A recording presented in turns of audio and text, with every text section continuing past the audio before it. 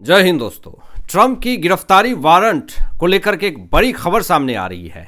Israel और America ने मिलकर के ईरान के स्कूल के ऊपर अटैक किया और अटैक होने के बाद हमले में कम से कम 160 बच्चियों की मौत हो जाती है।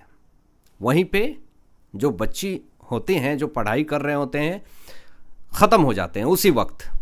बचने की कोई उम्मीद नहीं होती है, जिसको लेकर के ईरान ने बहुत ही बड़ा जनसैलाब दिखाया था, जिसमें उन 160 बच्चियों के कब्र पे लाखों लोग पहुंचे हुए थे और काफ़ी ज़्यादा विरोध प्रदर्शन हुआ ट्रंप के खिलाफ। ईरान के अंदर जितने भी जनता ईरानियंस थे जिनके बच्चे की ज़िंदगी ख़त्म हो गई, वो सड़कों पे उतर करके कोसने लगे ट्रंप को कि ट्रंप सनकी है, ट्रंप जल्लाद है, उसने बच्चियों को मार दिया। आखिर उन बच्चियों की क्या गलती थी? आपकी जो दुश्मनी है वो ईरानी सरकार से है, न्यूक्लियर से है। इजराइल को भी कोसने लगे ईरानियंस कि इन बच्चियों, इन मासूमों के साथ ऐसा क्यों हुआ, ऐसा क्यों किया अमेरिका ने। ये बहुत ही बड़ा एक सवाल खड़ा किया गया ट्रंप के ऊपर और एक मांग उठानी शुरू हो गई कि ट्रंप सनकी है, इसे भी इसी तरीके की सज़ा मिलना चाहिए। ईरानियंस के अंदर काफ़ी ज़्यादा आक्रोश भरा हुआ था जब अमेरिका और इजराइल ने मिलकर के उस स्कूल के ऊपर हमला किया और 160 बच्चियों की ज़िंदगी ख़त्म हो गई। और ये आरोप सीधा इजराइल और अमेरिका के ऊपर लगा। अब इसको लेकर के ट्रंप के ऊपर गिरफ्तारी का बड़ा संकट का बादल मंडरा रहा है। गिरफ्तारी वारंट जारी करने के लिए मांग उठ रही है ईरान के अंदर से कि ट्रंप सनकी है, ट्रंप की गलतियों की वजह से, उसकी सनकीपन की वजह से ईरान के 160 मासूम बच्ची, निर्दोष की बच्ची जो है, उनकी ज़िंदगी ख़त्म हो गई। जो वहाँ के सिविलियंस थे जिनका इस युद्ध से कोई लेना देना नहीं है, उसको ख़त्म कर दिया। इस युद्ध में वो ख़त्म हो गए। क्या गलती थी उन बच्चियों की? अब इसको लेकर के ट्रंप के खिलाफ आक्रोश है ईरान के अंदर और गिरफ्तारी की मांग उठ रही है, गिरफ्तारी वारंट जारी करने की मांग उठ रही है। अब इंटरनेट के ऊपर भी दावा तरह तरह से किए जा रहे हैं। मामला आपको बता दूं कि ऐसे जोड़ा गया जिस तरीके से पुतिन की गिरफ्तारी वारंट जारी करने के लिए जो खबर सामने आई थी। अब क्यों आई थी, पुतिन की गिरफ्तारी वारंट जारी क्यों हुई थी, आपको बता दूं। रसिया यूक्रेन कॉन्फ्लिक्ट हो रहे हैं, अभी भी हो रहे हैं, तो आरोप लगा हुआ है व्लादिमीर पुतिन के ऊपर कि पुतिन ने यूक्रेन के अंदर अटैक किया और भारी मात्रा में यूक्रेन के बच्चे को अगवा किया और उसको रसिया में ले गए और फिर उसको सैन्य ट्रेनिंग दिया और उसको यूक्रेन के खिलाफ जहर भर के यूक्रेन के खिलाफ ही तैयार कर रहे हैं। इसीलिए पुतिन के ऊपर गिरफ्तारी वारंट जारी हुआ। तो अब मांग उठने ये लगी कि जिस तरीके से अगवा करने का आरोप लगा हुआ है पुतिन के ऊपर, गिरफ्तारी वारंट जारी हुआ पुतिन के ऊपर, क्या ट्रंप उन बेगुनाह बच्चियों को, ईरान के अंदर 160 बच्चियों की मौत हो गई, क्या ट्रंप की गिरफ्तारी वारंट जारी होगी? क्या ट्रंप गिरफ्तार होंगे? ऐसे ऐसे सवाल खड़े होने लगे। इंटरनेट के ऊपर भी दावा किया जाने लगा। अब एक बड़ी खबर दोस्तों सामने ये आती है कि ईरान ने कुवैत अमेरिकी दूतावास पर हमला किया है। मतलब कि जब से ईरान इजराइल अमेरिका कॉन्फ्लिक्ट हो रहा है, ईरान दे दनादन अमेरिका को बजाए जा रहा है। कुवैत हो, अबू धाबी हो, सऊदी अरब हो या फिर दुबई हो, तमाम जगह जहां पर अमेरिकी सैन्य बेस है, वहां पे ईरान की मिसाइलें पहुंच रही है और अमेरिका को ठोके जा रहा है, हमला पे हमला कर रहा है। अभी आपको बता दूं कि सऊदी के बाद अब कुवैत निशाना बना है। ये बड़ी खबर सामने ये आ रही है। मिडिल ईस्ट में तनाव पर ट्रंप ने एक स्टेटमेंट जारी किया है कि जिस तरीके से मिडिल ईस्ट के अंदर जो ईरान माहौल क्रिएट करने की कोशिश कर रहा है, जिस तरीके से हमारे अमेरिकी एयरबेस को उड़ाने की कोशिश कर रहा है, ट्रंप ने इस पर एक बयान दे दिया। सबसे पहले तो आपको बता दूं कि बेंजामिन नेतन्याहू ने क्लियर कहा है कि कोई भी टाइम और पीरियड नहीं है, ये युद्ध लंबा चलेगा। उसके बाद ट्रंप ने एक स्टेटमेंट ये दे दिया कि अगर मिडिल ईस्ट के अंदर अगर तनाव बढ़ रहे हैं, अमेरिकी एयरबेस के ऊपर ईरान हमला कर रहा है, तो हमारे पास अनलिमिटेड हथियार है, तुम्हें जितना हमला करना है करते रहो, मैं तुम्हारे अटैक से डरने वाला नहीं हूं, हमारे पास अनलिमिटेड हथियार है।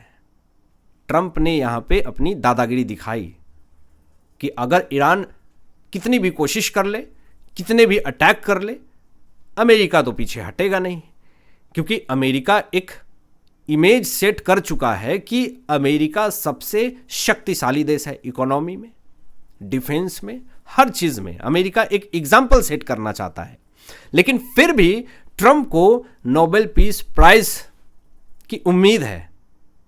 आप रसिया यूक्रेन कॉन्फ्लिक्ट 4 साल से ज़्यादा हो गए, आप उसको सीज फायर नहीं करवा पाए, अब एक नया ईरान इजराइल अमेरिका कॉन्फ्लिक्ट ये भी शुरू हो चुका है। तो अगर अभी भी अगर ट्रंप ये कहते हैं कि मुझे नोबेल पीस प्राइज चाहिए, तो ये मानने लायक बात नहीं है। अगर नरेंद्र मोदी जी सामने आकर के ये कहें कि मुझे नोबेल पीस प्राइज मिलना चाहिए, तो कुछ समझ में आता है कि भारत निष्पक्ष है, भारत इन सब पचड़ों से दूर है। अभी आपको बता दूं कि इजराइल ने ईरान के एयरपोर्ट पे बमबारी की है, ये बड़ी खबर सामने आ रही है, और बमबारी में विमान के परखच्चे उड़ा दिए हैं। हिजबुल्लाह का सैन्य अधिकारी भी ढेर हो गया है, हिजबुल्लाह का चीफ ऑफ स्टाफ भी मारा गया, ये बड़ी खबर सामने आ रही है।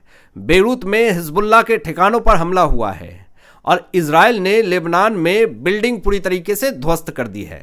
लेबनान के अंदर जो आतंकवादी हैं उन्हें सड़कों पे भी जगह नहीं मिल रहा है, ऐसी हालत इजराइल ने कर दी है। हिजबुल्लाह अपनी ज़िंदगी की भीख मांग रहा है कि किसी तरीके से बेंजामिन नेतन्याहू से बचा दो मुझे, लेकिन हिजबुल्लाह का नामो निशान मिटाने की कसम खा ली है बेंजामिन नेतन्याहू ने। अब एक बड़ी खबर यह भी सामने आती है कि ईरान के अंदर इजराइल का एक बड़ा अटैक होता है, बहुत बड़ा अटैक होता है, और ईरान के राष्ट्रपति भवन पर हमला किया जाता है, तहस नहस कर दिया जाता है। और आपके जानकारी के लिए यह भी बता दूं कि पहले ईरान के सुप्रीम लीडर को ख़त्म किया गया, उसके बाद एक नए ईरान के अंतरिम सुप्रीम लीडर को बनाने की बात हुई, उसको भी ख़त्म कर दिया।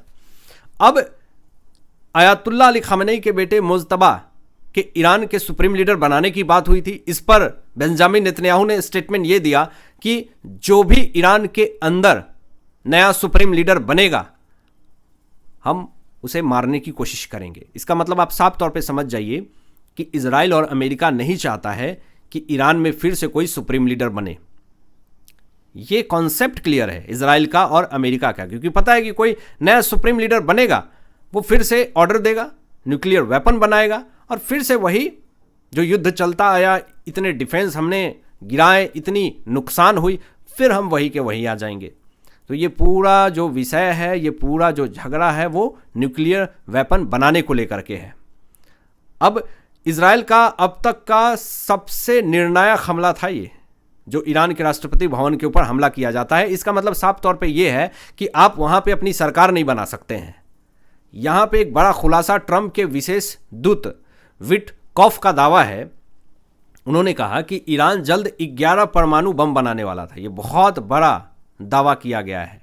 एक बड़ी खबर सामने ये आ रही है कि मिडिल ईस्ट के हालात तेजी से बिगड़ रहे हैं। अब इस पे अमेरिका ने एक एडवाइजरी जारी करी है 15 देशों के लिए। कहा है कि अपने नागरिकों को तुरंत वहां से निकल जाओ, सेफ नहीं है। सुरक्षा खतरे का दिया गया बड़ा हवाला, क्योंकि जिस तरीके का अटैक हो रहा है गल्फ कंट्रीज में, जिस तरीके के ईरान अमेरिका को पकड़ पकड़ के हिरासत में ले रहा है, नहीं तो अटैक कर रहा है, उस तरीके से एडवाइजरी जारी कर दिया अमेरिका ने 15 देशों के लिए। ईरान, इराक, इजराइल तुरंत छोड़ने की सलाह दी। जॉर्डन, कुवैत और लेबनान में भी खतरा है। यमन और सीरिया से बाहर निकलने को कहा है कि जितना जल्दी हो सके वहां से निकल जाओ।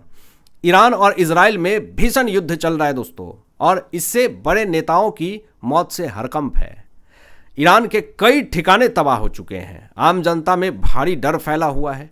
अमेरिका ने अपने नागरिक वापस बुला लिए हैं। इससे पेट्रोल और डीजल की कीमतें और ज़्यादा बढ़ जाएंगी। दुनिया भर में शांति को लेकर के खतरा है। अब सबसे आसान और सरल तरीका है बातचीत से ही समस्या का समाधान होगा, लेकिन ईरान बातचीत नहीं करना चाहता है। ईरान सरेंडर नहीं करना चाहता है। तो इस पे ईरान की क्या आने वाले समय में मुसीबत बढ़ेगी, ये सबसे बड़ा विषय हो चुका है। आपकी क्या राय इन तमाम विषयों पे अपनी विचार व्यक्त कीजिएगा। मिलते हैं लेटेस्ट ब्रेकिंग एनालिसिस के बाद, तब तक अपना ध्यान रखें, ख्याल रखें। सत्यमेव जयते। जय हिंद।